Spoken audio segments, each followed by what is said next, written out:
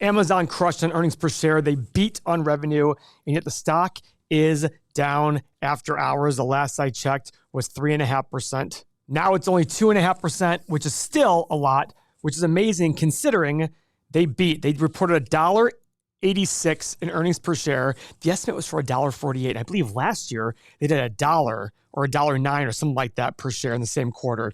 Revenue, $187.8 billion, beating $187.2.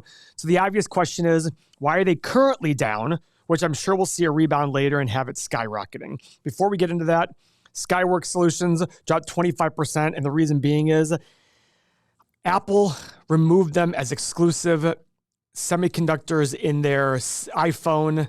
Skyworks is down 25% because Apple, which makes up 80% of their revenue, removed them as exclusive provider of their radio frequencies for the iPhone. That's a big blow. And guys, it's another reason to be careful when a company has so much of their business focused on one big operator. So Amazon, back to Amazon. It's rebounding now, only 1.5% down. Let's get some information on this Amazon. So first off, guys, sales are up 11%, which is impressive for a company that's doing $188 freaking billion in a quarter on revenue. So now for the full year, their operating income basically doubled, like $68 billion versus $33 billion. That's a big jump, guys. And Amazon, as you guys know, they're very big believers in reinvest. That's why they didn't make money for the first 17 or 20 years of their existence. But let's break it down in AWS because that's really the big driver for a lot of these companies. And they crushed it there. $40 billion last year for AWS operating income versus $24 billion in 2023. And for sales of AWS, it increased 19% to $107 billion for the year. Guys, big numbers from Amazon. And remember, Amazon is not a high margin business as of right now. But at $1.86 per share, $1.86, let's say they're able to replicate that 4 times.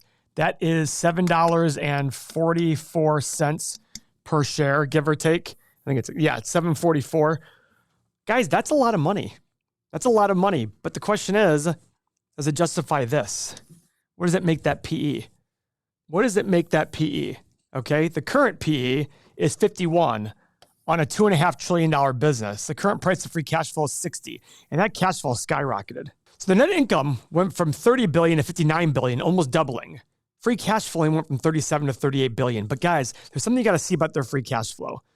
They are spending even more money.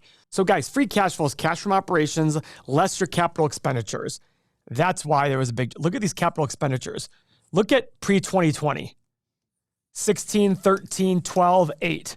Look at 2020 and after. 40, 61, 64, 52, 70 in the last 12 months. In the fourth quarter alone, their capital expenditures were $27 billion in capital expenditures. 27 billion. 27 times 4 is $108 billion for the year. That is way higher than they've done any time. In fact, it's basically 2 years combined. That's incredible. This is a company that is spending their money to try to grow, to make life easier and cheaper for all of us. I love this quote from Jeff Bezos. He says this all the time. He goes, listen, a lot of people are trying to figure out what's going to change in the future. My goal is to make Amazon a company that focuses on what's not going to change. People are going to want faster and cheaper. That's what he's always trying to do. He's building distribution centers, make things faster. Guys, you're like me, I guarantee, that when I go to Amazon now, I'm annoyed if I can't get something same day or by the next morning. Isn't that incredible? Because I remember when Amazon 2-day shipping guaranteed came out, I was just like, oh my God, this is incredible. Within 2 days. Now, I have a friend of mine who lives in Rochester, Minnesota, and he doesn't get 2-day shipping. He doesn't get same-day shipping because they don't have a big enough population in a distribution center, etc. They'll get it eventually. But Amazon does a great job in making sure things are cheaper and faster for everybody out there, and that requires a lot of capital expenditures up front. Now, guys, they're expecting 19% revenue growth. You got to wonder where that's coming from. They're being very aggressive about partnerships, U.S. government, PayPal, Intuit, Northrop Grumman, Japan Airlines. Things like this allow Amazon to keep expanding their footprint. They want everyone to rely on Amazon, and guess what? We already do. I live and breathe off of Amazon. Literally live and breathe off it. Every time I go to a mall, I thank Amazon for why I'm not here anymore. Why the malls are emptying. It's incredible.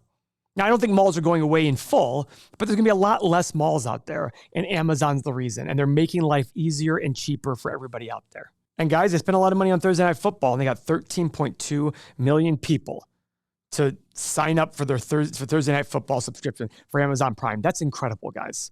That's a really big number. And people thought they were crazy for spending how much they spent to get the newscasters. I think they got Kirk Herbstreit, and the rumor is I think they paid him like $12 million a year. The guy wasn't making $12 million before, and now he just gets that alone from Amazon Prime. They've done a great job of spending money to make sure people go to Amazon. Because for me, I never check Amazon Prime to watch movies or TV shows, like ever. So it's very rare. So I'm glad they're really focusing on that to make sure people use it as much as possible. Guys, Amazon's a company about the future. Let's go check out 8 pillars.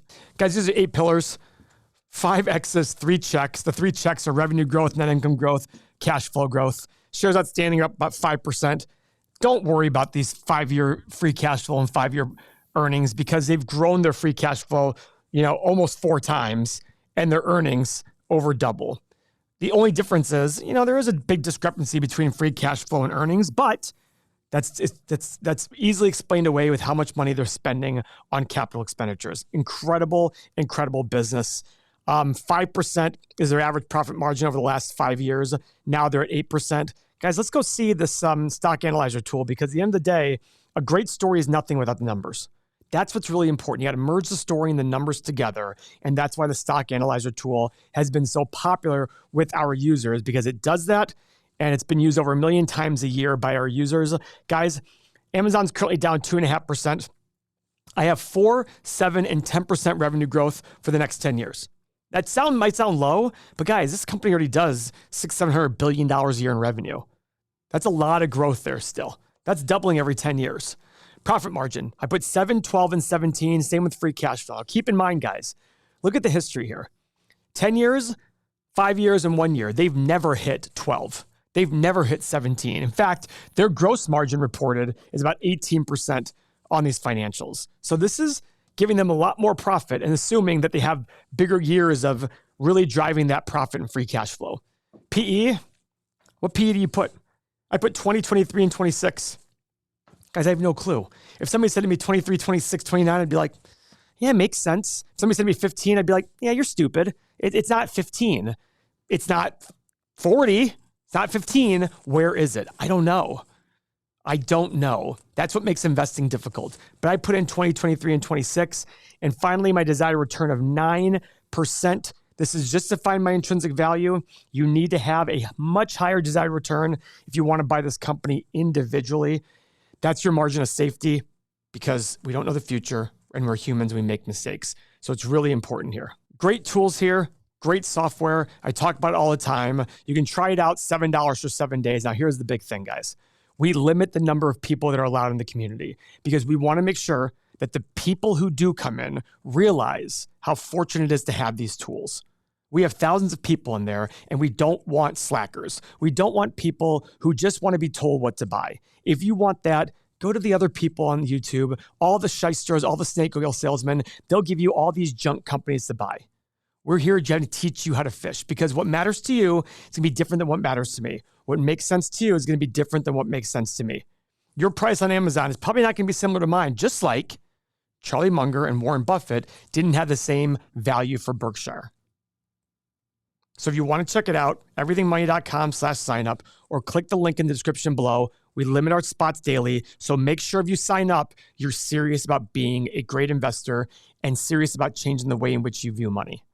Because we're making a lot of changes and these changes are only going to make the software better. But as we make those changes, we're going to split them off into different offerings. So if you want them all together, all right now, you got to go now and sign up. You'll be grandfathered in for life, as well as grandfathered into our pricing tier. So let's hit the analyze button. Boom. I have a low price of 80, high price of 370, middle price of 190. Have it on my watch list at 150. I don't know if that's right or wrong. But again, these assumptions on profit and free cash flow are really aggressive. So you're really banking on that for the future. I'll see you in the community. Thank you for your time.